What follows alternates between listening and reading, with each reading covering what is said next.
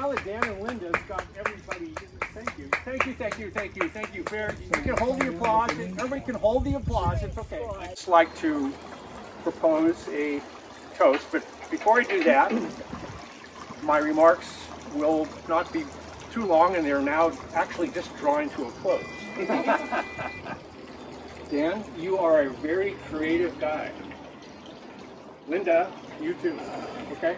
Yes. Just so we all know, we all know those people fairly well. The creativity. So this is a result of his creativity. I don't think any of us here, certainly not me, and I don't know if any of you can take any credit for any of this. Emotional support, physical support to some degree. Linda, bless your heart, you had to put up with this guy for the months it took to design this. But I would just like to simply propose a toast to Dan, Linda's creativity, but mostly Dan's creativity for this beautiful structure, the base, the tub, the water, the stones, the architecture, the arch, the fake grass. Well, we won't look at the fake grass too much. Linda's touch. The fairy crystal. The solar lighting. Well, that's the best part. Solar lighting. So I would like to ask Dan to explain a few things about how he did this, why he did this, and how many hits he's had on his website about how he did this. Because he posted a fabulous video, by the way, if you want to see it. He has no idea. 275 views on YouTube for my backyard fountain creation project. All right. Wow. But the shade sail over the deck, over 14,000 views. Wow. Amazing. Wow. You're like fabulous. Don't quit your day job. As some of you already know, about over 4 years ago, our old fountain over there collapsed for the final time. And so we contracted to have a new one made, and we designed up something that we wanted. And that was a month before COVID hit. We met with our artistic metal guy, and so he's been throwing us curveballs ever since. And so I decided finally we're not getting any younger. So I came up with a way to get one for myself, modeled after the McDonald's up on Cornelius Pass. They've got those big stack stone fountains out in front that I really liked, and I thought if you could scale that down to something that's less than like 3,000 pounds.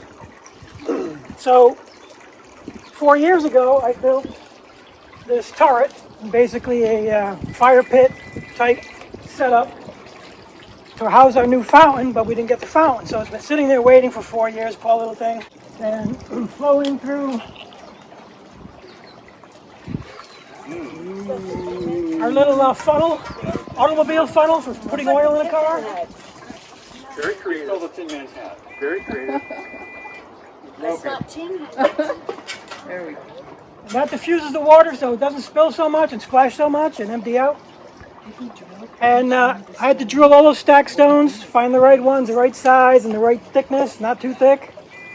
Went through 3 drill bits with diamond tips, and after about 6 of them they wear out, so you have to go buy another one to do a few more stones. And then arrange the stones so you get the kind of filtering effect that you want. So, this is a big surprise. I didn't know this party was happening, and I didn't know, but luckily I have words. Liar. Genius. Genius is a word that I've heard since I was a young child. I remember 3 months old, I heard somebody say genius, and I assumed they were talking about me, and I've aspired to that level ever since. Great-grandfather, who was an Italian immigrant, applied for and got a patent in the U.S. Patent Office for a toilet flushing device. He was a tin knocker and kind of a plumber in the times, and he developed this copper and brass flushing device that added pressure when you tried to flush. Back then they had the big things up high, and you pull the chain and the water had to flow through. Well, he kind of pressurized it, and he was one of the first to do that. Of course, he was a little Italian immigrant, didn't speak English or much English, and I'm sure the big companies were all going along the same lines, trying to build something, but he had actual U.S. patent that he filed for as an immigrant. So I think that was pretty good. My father's cousin, Dr. Louis DeMario, was the navigation team chief of the Mars Exploration Rover project. Wow. Oh.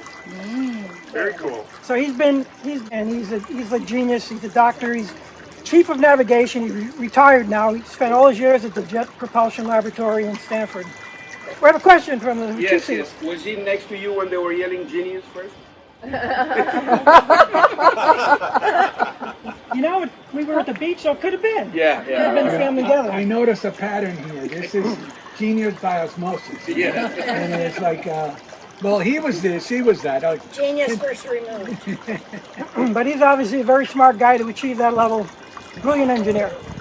And my uncle, on my mother's side, Ivan, say it with me, Colombo, Giovanni, Marcello, Uncle John Buccini. Oh, yeah. And he was into lasers and microscopes and telescopes his whole life. And he was a pioneer of laser interferometry.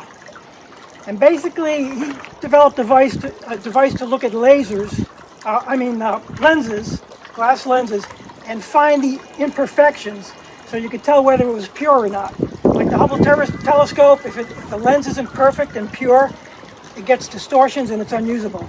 So he was big into all kinds of laser stuff. He worked for the space program. He had contracts with NASA. He was a defense weapons developer, advanced nuclear fission. He worked with all those industries on lasers and telescopes and lenses and all that kind of stuff. Very smart guy, very nice guy. He loved bugs and ants. He spent his whole life looking at the ground for bugs and ants and taking pictures of everything. Very, very nice, wonderful guy.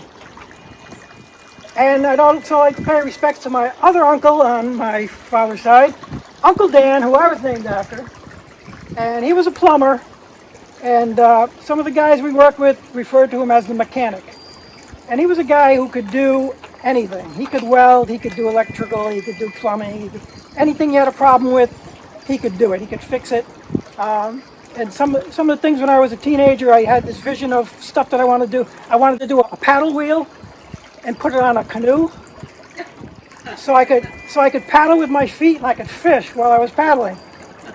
And I told him this, and he said, well, and we went in the shop, my father's shop, and we grabbed some pieces of oak, and we're cutting them, and we made this cross thing, and used some metal and some stainless steel stuff, and made these paddles, and I had it all specced out, and I went home, it was raining out, and I grabbed this thing, it weighed about 40 pounds, I lugged it down across the street, down to the pond, grabbed this canoe, I drilled holes in the side of the canoe so I could put these steel rods in, and I sat there in the rain, and I'm sitting back, and I'm paddling, and I got this oar in the back, using it for a rudder, and I was like, look at this, it worked.